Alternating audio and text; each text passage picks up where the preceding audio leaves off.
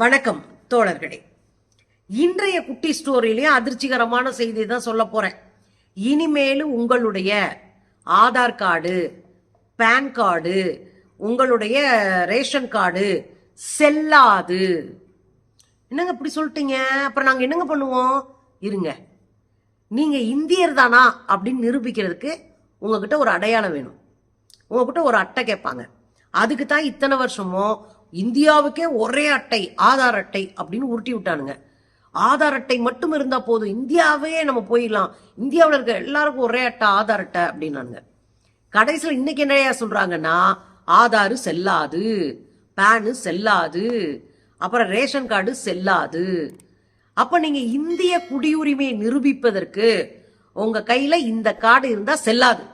அப்புறம் எந்த கார்டு செல்லும்? உங்க கையில பாஸ்போர்ட் இருந்தா அது செல்லும். ஓட்டர் ஐடி, ஓட்டு போடுறதுக்கான கார்டு இருந்தா அது செல்லும். மற்றபடி இதெல்லாம் செல்லாது அப்படின்னு அறிவிச்சு விட்டுருக்கு ஒன்றிய அரசு. இந்தியாவில் இருக்கிற தனித்துவ அடையாள ஆணையம்னு ஒண்ணு இருக்கு. தனித்துவமா இந்தியர்கள் காட்டுறதுக்கு ஒரு அடையாளத்தை உருவாக்கி கொடுக்கறது அதனுடைய வேலை. அந்த ஆணையம் தான் இந்த அதிர்ச்சி ஊட்டுகிற தகவலை சொல்லியிருக்கு. இனிமேல்லாம் எல்லாம் அப்படிதாங்க, இதெல்லாம் செல்லாது, இதெல்லாம் இருக்கும்.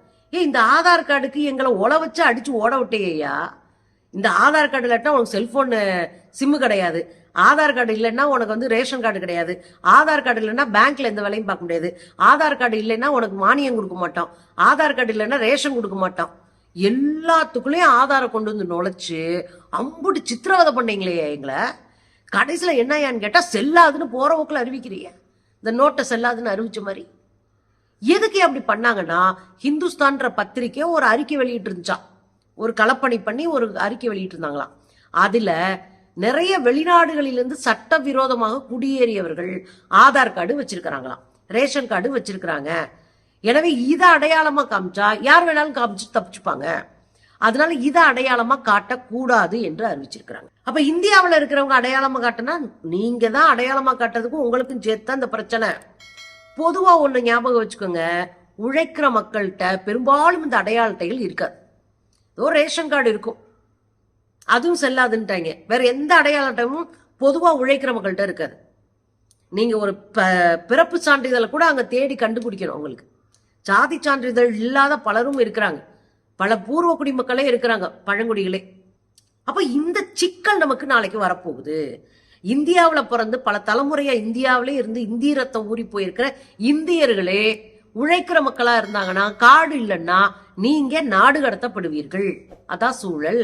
இப்ப எதுக்கு ஏன்னு கேட்டா, வெளிநாடுகள்ல இருந்து வந்தவங்க யாரெல்லாம் வெளிநாட்டுல இருந்து வந்தவங்க? பக்கத்துல இருக்கிற பாகிஸ்தானு, வியட்நாம்ல இருந்து வந்த ரோஹிந்தியர்கள், அப்புறம் ஈழத்துல இருந்து போர்ல இருந்து தப்பிச்சு வந்த ஈழத்தமிழர்கள், இவங்க எல்லாமே பாருங்களே, மேற்கு வங்கத்துல இப்ப கலவரம் நடந்துச்சுன்னா அங்க இருந்து வந்தவங்க. ஆக எல்லாமே சேர்த்து நீங்க பாத்தீங்கன்னா பக்கத்து நாட்டுல இருந்து வந்த தமிழர்களும் முஸ்லிம்களும் இந்த பிரச்சனைக்கு உள்ளாகிறார்கள். அவங்க கையில ரேஷன் கார்டு இருக்கு, ஆதார் கார்டு இருக்கு. எனவே அவர்களும் குடியுரிமை கொண்டாடுறாங்க. சோ அவங்களுக்கு நாங்க குடியுரிமை கொடுக்க மாட்டோம். குடியுரிமை பிரச்சனை வரக்கூடாதுன்னா ஓட்டர் ஐடியையும் பாஸ்போர்ட்டையும் தான் நீங்க பயன்படுத்தணும் அப்படின்னு சொல்லியிருக்கிறாங்க. அதுலயும் ஒரு சபதம் எடுத்திருக்காரு நம்ம G. மோடி. வெளிநாடுகள்ல இருந்து இங்க குடியேறின ஒரு ஆளை கூட மிச்சம் விடாம அடிச்சு விரட்டின பிறகுதான் இந்த பிரச்சாரத்தை நாங்க ஓஞ்சி விடுவோம், இந்த பிரச்சாரத்தை கைவிடுவோம் அப்படின்னு இருக்காங்க. எந்த பிரச்சாரம்? குடியுரிமை பிரச்சாரத்தை அப்பதான் விடுவாங்களாம். ஒரு ஆள் கூட பாக்கி இருக்க கூடாதான். எல்லாத்தையும் கெட் அவுட் பண்ணிட்டு தான் வேலையை முடிப்பாராம். எங்க வெளிநாட்டுக்காரனை விரட்டுறேன்னு சொல்லி உள்நாட்டுக்காரனையும் சேர்த்து விரட்ட போறாங்க. கவனமா இருங்க மக்கா. வாய்ப்பு இருக்கிறவங்க பிறப்பு சான்றிதழ் வாங்கி வச்சிருப்பீங்க, அதை பத்திரமா எடுத்து வச்சுக்கோங்க. வேற ஓட்டர் லிஸ்ட் இல்லாதவங்க ஓட்டர் ஐடி வாங்கி வச்சுக்கோங்க. இருக்கிற அடையாளத்துக்கு பிறப்பு சான்றிதழ் மட்டும் கிடையாது, இருப்பிட சான்றிதழ். இப்போ உங்களுக்கு கையில என்னெல்லாம் வாங்க முடியுமோ வாங்கி பத்திரமா பாதுகாப்பா வச்சுக்கோங்க. இந்த நாட்டினுடைய குடியரசுத் தலைவராக இருந்து வரவே இஸ்லாமியர் என்கிற காரணத்தினால CAA சட்டத்தை வச்சு அவர் இந்தியாவில் இருக்கக்கூடாதுன்னு சொன்ன கும்பல் தான் இந்த பாஜக கும்பல். பத்திரமா இல்லைன்னா நம்மளையும் நாடு கடத்தி விட்டுருவாங்க. கவனமா தேவையான தஸ்தாவேஜஸ்களை, தேவையான அந்த டாக்குமெண்ட்ஸ் எல்லாம் தயார் பண்ணி வச்சுக்கோங்க.